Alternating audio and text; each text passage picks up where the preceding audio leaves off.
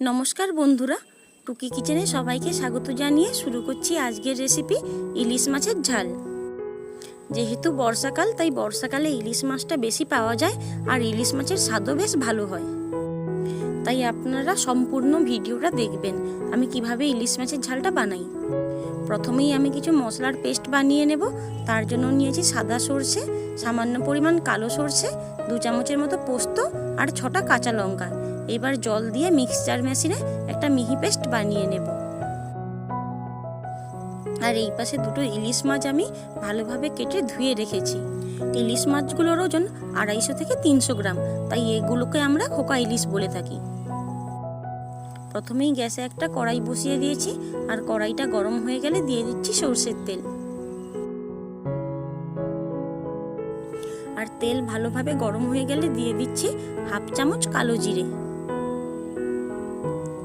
এবার কালো জিরেটা একটু ভাজা হয়ে গেলে এখানে দিয়ে দিচ্ছি 1 চামচ সাধারণ লাল লঙ্কার গুঁড়ো।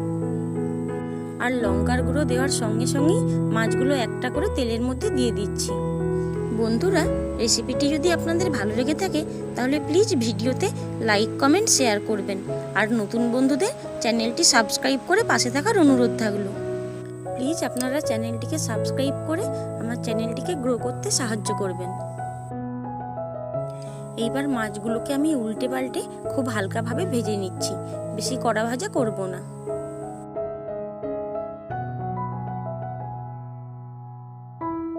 মাছগুলোর 2 পাশ একটু হালকাভাবে ভেজে নেওয়ার পর আগে থেকে যে মশলার পেস্টটা বানিয়ে রেখেছিলাম সেই মশলার পেস্টটা মাছের ওপর দিয়ে দিলাম। আর মশলার বাটিটা ধুয়ে আর একটু জলও মশলার সঙ্গে দিয়ে দিলাম।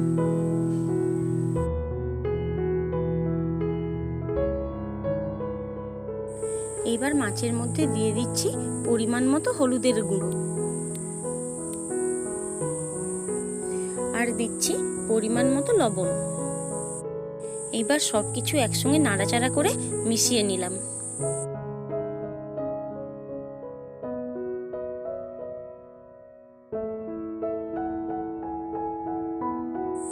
মাছগুলো সেদ্ধ হওয়ার জন্য আরেকটু জল লাগবে, তাই আমি আরেকটু জল দিয়ে দিলাম।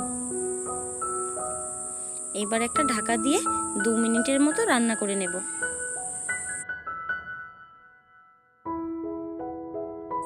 2 মিনিট পর ঢাকনা খুলে আমি মাছগুলোকে একটু নাড়াচাড়া করে নিলাম। বন্ধুরা, ইলিশ মাছে যদি একটু টক ব্যবহার করা যায় তাহলে ইলিশ মাছের স্বাদটা বেশ ভালো লাগে। তাই আমি এই পর্যায়ে এখানে একটা আমসোটা ব্যবহার করছি। আরও একবার মাছগুলোকে হালকা হাতে নাড়াচাড়া করে নিলাম। এইবার কম আঁচে ঢাকা দিয়ে আরও 2 মিনিট রান্না করে নেব।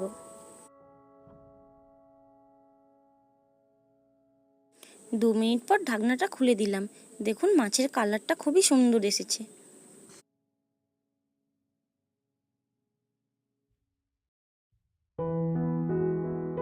মাছের উপর তেলটা পুরোপুরি ছেড়ে দিয়েছে।